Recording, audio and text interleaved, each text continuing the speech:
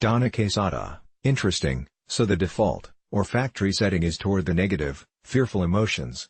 Guru Meher Khalsa, that's right, but, we don't like those, who wants to live that way. It's great that we've developed a way that we can do yoga class and feel better. And that's important because it takes twice as much work to feel better, than it does to feel worse. So, that is very wonderful and very important. And that's what most yoga people are doing. I just want to feel better. And then there becomes this belief that we should always be feeling good all the time. Donna, MHMM. Guru Meher, but really, we should be feeling whatever we're feeling. Like, if we're really a responsive organism to our environment, we should be feeling whatever we are feeling. Like, somebody asked the Dalai Lama if he ever got angry. I heard this secondhand, and he laughed and he said, "Of course I get angry." Think how much harm has come to that man and his people in his life. Of course, he's going to get angry. He says, "But I recover quickly." Okay, so, I'm answering your question from several angles. One is, yoga generally, we work at it to feel better and thank God we can do that. However, not everything can be processed by just feeling better. And so, I now find it's called spiritual bypassing, and not willing to face the shadow that if I've got something that's really troubling me. Let's make an analogy. If I've got a splinter in my hand and it's getting infected, and my arm is getting hot and it's getting worse, and I can shoot some Novocaine in there and stop feeling it. Well, I'd feel better, but the problem is festering. So, in my 40-year experiment in spiritual community, I'm very sad to say, that some great, wonderful, sincere, hard-working, hard-practicing yogis. If I've seen unfortunately, that sometimes, if there's something really troubling that is just ignored, then something blows up. Something caves in. And so, if 80% of our work is to feel better, we gotta at least have 20% of it being like, if I feel bad, do I know why? So, here is my mission, that everybody in the world has this ability, but we don't practice it yet. What if everybody in the world? When you feel bad, according to you I'm talking about mentally and emotionally, when you don't like how you're feeling, that means you are going to have one of these negative emotions.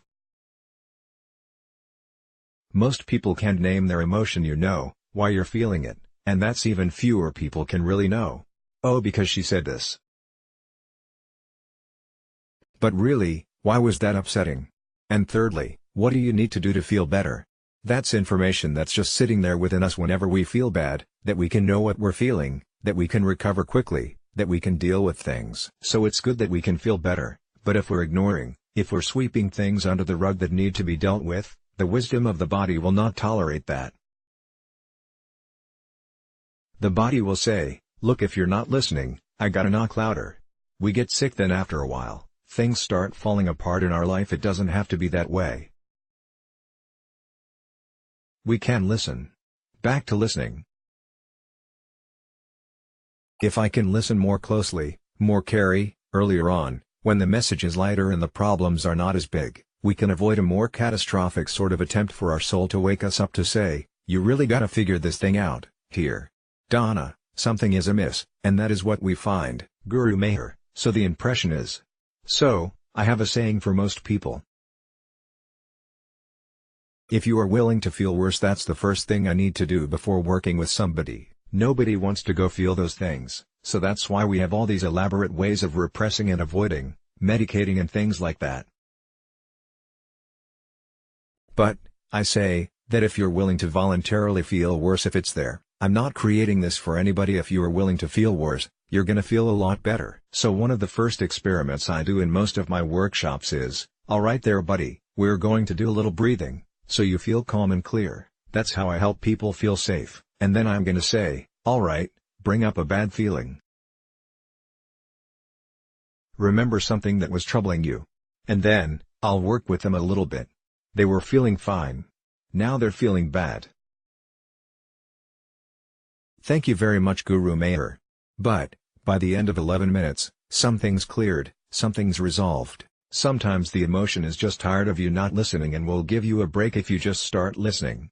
So, it's like an alarm. These smoke alarms in my house. Sometimes they go off, if I'm cooking something too smoky, they hurt your ears so bad. Like, nobody wants to hear that thing. But do I just go turn it off, or do I stop this smoke?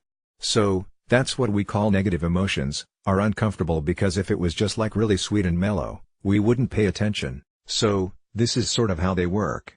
Same thing with nerves, when you cut your hand, that discomfort really commands your attention to solve the problem.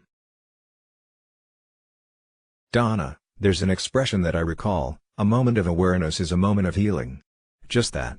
Guru Meher, wow, I love that. Awareness, I love how you said that. That comes back to, I feel awareness, our awareness can solve everything. Maybe not immediately, but eventually. And so, this is great, it ties us back to your theme, awakenings, like, if we can just usually when we have a problem, we try to go solve the problem. And what did Einstein say? We can't solve problems with the same. Donna, from the same place. Guru Meher, or, level of awareness or consciousness or intelligence that we had. So, we've got to learn our way out of a problem. So, we're talking about, instead of going after the problem, I work on my awareness. And then, let my awareness solve the problem. Yeah. That works. Donna, do you think we need trauma in order to embark on this spiritual journey, and is it fair to call it that? Guru Meher, well, now you're talking about my next book. Donna, or The Dark Night of the Soul, as we'd like to say. Guru Meher, yeah. Well, you're letting me introduce my next book that I'm working on now called Emotional Liberation, Life Beyond Triggers and Trauma. Donna, okay. Guru Meher, so, here are the 3 points I'm going to be making in the book. Everyone has trauma. Trauma is something, it's an event that leaves a mark on you. And so we gotta take trauma just out of the special realm of psychiatrists and psychologists and realize that we've all been affected by experiences. So, everyone has trauma. We have within us a system to heal it. And there's a lot of advancement and a lot of work going on now with the brain and with behavioral therapies and stuff that are advancing our ability to heal trauma. But we're still not that good at it. We're getting there in the next decade or two. It's gonna be a whole new ballgame. So, if we all have trauma, and we have a self-healing system, why would we have evolved millions of years? You think we have problems?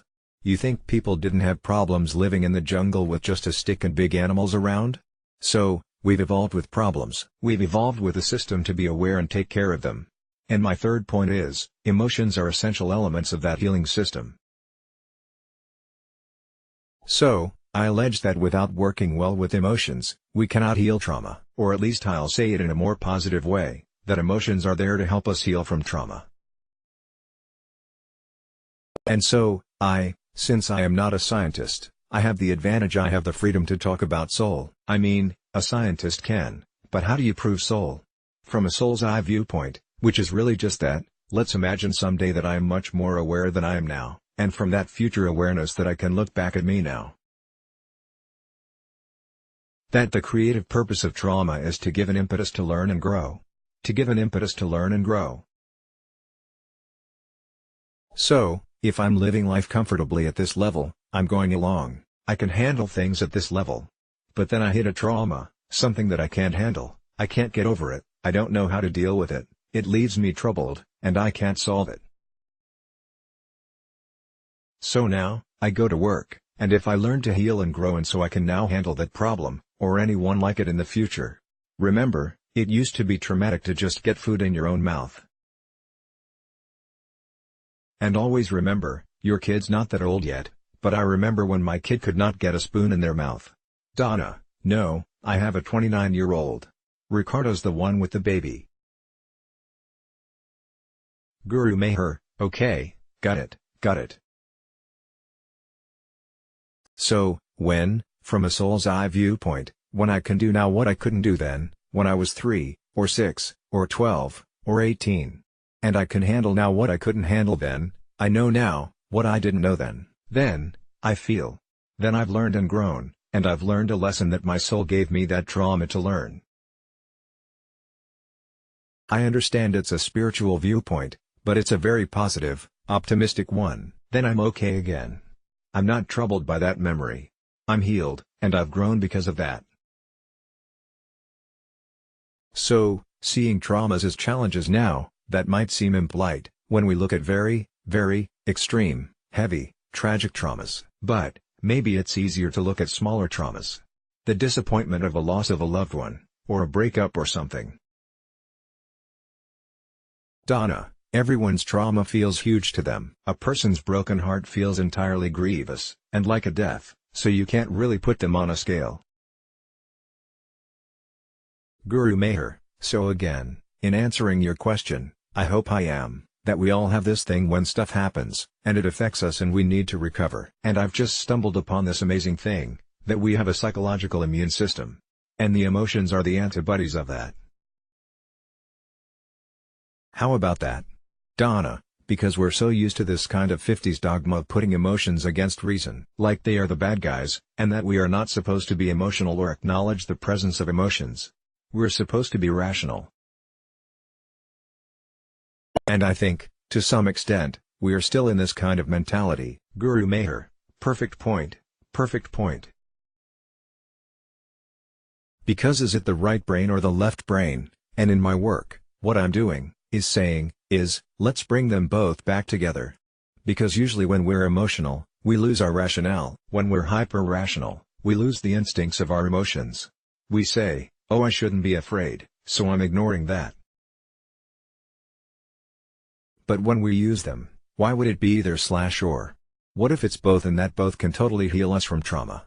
Donna, with the presence of that thing called consciousness that is nurtured through the yogic practice. Guru Meher, yep. And awareness, yep. Donna, do you think there's something in common within the different healing practices or journeys that you've experienced with your own clients? For example, I'm thinking of the Buddhist teachings, that what our suffering has in common is that aspect of attachment. Is there a place for that in your approach, or do you agree with that? Or, is it just different? Guru Meher, I hear two questions in there and the second one is about attachment. Donna, yeah. Guru Meher, the first is more about what do I see in common? And after I give you this answer you can ask it again if this isn't exactly the answer, but this is how I stumbled upon the system of healing emotions, because of all the great variety of kinds of issues and problems that people came to me with. Every problem brought with it one or more emotions, a great variety of problems, only really about 7 difficult emotions.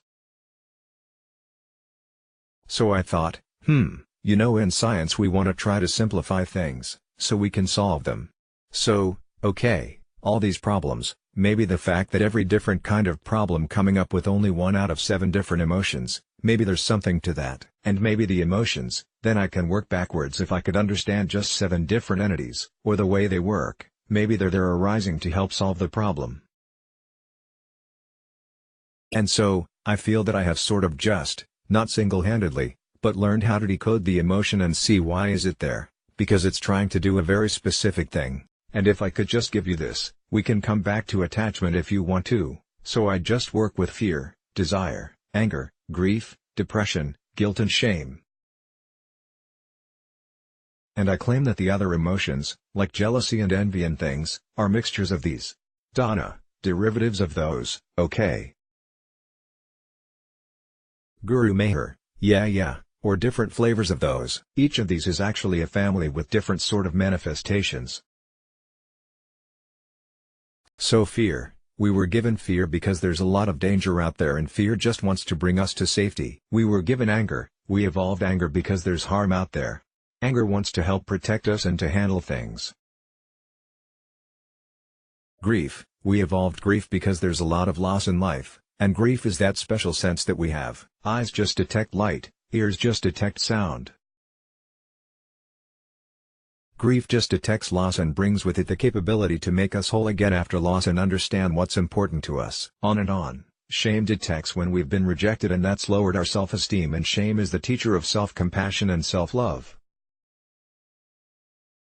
And so, what I want to try to explain in this next book, is that we have pre-existing within us, a system of self-healing. So, Somebody can use it themselves or a therapist can understand it and help a person use it.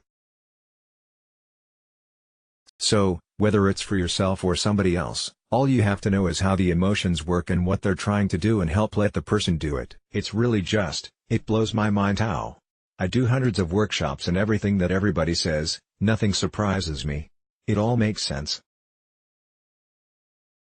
It's sorta like, if you had the theory of general relativity and you understood why light does what it does. So, you can hear that I'm excited because I think we already have this psychological healing system within us and we're not quite learned how to let it work yet.